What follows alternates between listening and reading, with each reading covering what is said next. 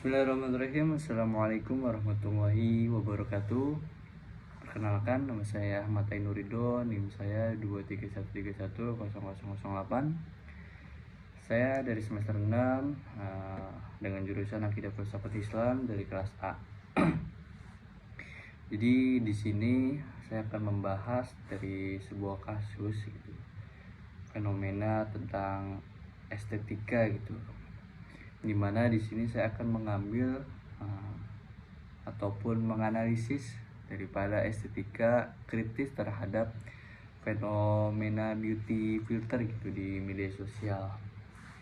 Jadi kasus yang saya ambil ini mungkin banyak ya pengguna TikTok maupun Instagram dan Snapchat gitu, apapun lah gitu, banyak yang menggunakan beauty filter atau mempercantik diri, dan juga bisa memutihkan kulit, menghaluskan wajah.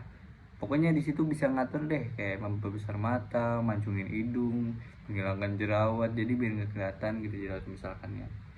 Jadi akibatnya itu wajah yang ditampilkan di media sosial itu seringkali berbeda gitu dengan kondisi aslinya. Nah, jadi contoh kasus yang saya ambil sini, banyak remaja gitu merasa kurang percaya diri ketika melihat wajah mereka tanpa filter gitu, kayak insecure bahasanya mah, karena terbiasa melihat versi sempurnanya itu yang sebelumnya itu yang memakai filter. Bahkan beberapa orang itu sampai melakukan operasi plastik atau perawatan berlebihan untuk menyerupai wajah hasil filter tersebut. Jadi berdasarkan teori estetika kritis ini, bahwasanya teori estetika kritis ini tidak hanya melihat keindahan sebagai sesuatu yang menyenangkan mata gitu, tetapi juga melihat nih, mempertanyakan dampak sosial dan ideologi yang tersembunyi di baliknya. Jadi secara estetis ini, filter wajah memang menghasilkan tampilan yang lebih menarik atau lebih wah gitu bahasanya. Misalkan wajah terlihat bersih, yang tadi sudah saya katakan, kayak mungkin orang-orang sekarang tuh kayak pengen lah kecantikan itu menjadi standar ya orang-orang yang sedang populer saat ini gitu. Namun estetika kritis ini mengajak kita untuk bertanya, siapa sih yang menentukan standar cantik tersebut? Nah, ini nih yang menarik sebenarnya. Jadi dalam perspektif estetika kritis ini, beauty filter menciptakan standar kecantikan yang sangat beragam gitu. Kulit putih, terus hidung mancung, wajah tirus, mata besar dianggap sebagai ukuran kecantikan ideal. Lucu juga sebenarnya. Jadi akibatnya itu keberagaman bentuk wajah dan warna kulit itu menjadi kurang dihargai kalau tidak sesuai dengan kriteria tersebut. Nah, jadi fenomena ini menunjukkan bahwasanya teknologi itu tidak netral gitu. Faktor kecantikan secara tidak langsung membentuk cara masyarakat memandang dirinya sendiri dan orang lain. Banyak orang akhirnya lebih menghargai penampilan visual daripada kepribadiannya, kemampuan atau nilai kemanusiaan seseorang. Ya benar sih, kita mungkin ini fakta yang sangat ini ya, menyakitkan gitu ya. Kayak orang tuh ketika good looking gitu dipandangnya pasti berbeda gitu, yang agak di bawahnya dia gitu.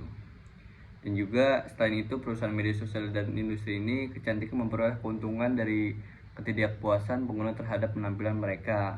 Nah, semakin banyak orang yang merasa kurang cantik, semakin besar juga tuh kemungkinan mereka membeli produk kecantikan atau layanan perawatan wajah.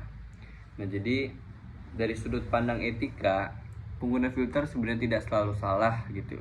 Filter dapat digunakan untuk hiburan, kreativitas.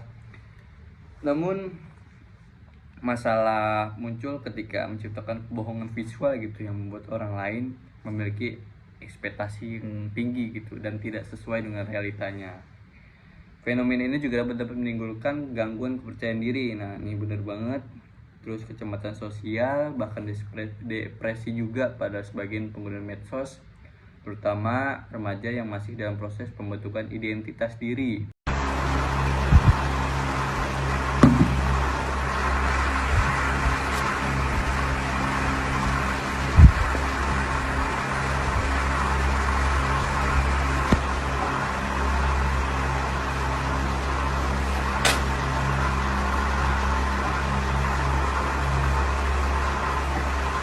Hello Hello，欢迎直播间的哥哥们，欢迎大家，欢迎大家。Nah, jadi kesimpulannya, menurut teori estetika kritis, beauty filter itu bukan sekedar hanya alat untuk mempercantik wajah, tapi juga sarana yang membantu cara masyarakat memahami kecantikan gitu. Keindahan yang ditawarkan filter seringkali bersifat semu karena dilandaskan pada standar yang dibuat oleh budaya digital dan industri kecantikan. Nah, oleh karena itu, masyarakat perlu bersikap kritis terhadap standar kecantikan yang beredar di media sosial dan lebih menghargai keaslian diri daripada kesempurnaan visual. Mungkin itu yang bisa saya sampaikan. Kurang lebihnya mohon maaf. Assalamualaikum warahmatullahi wabarakatuh.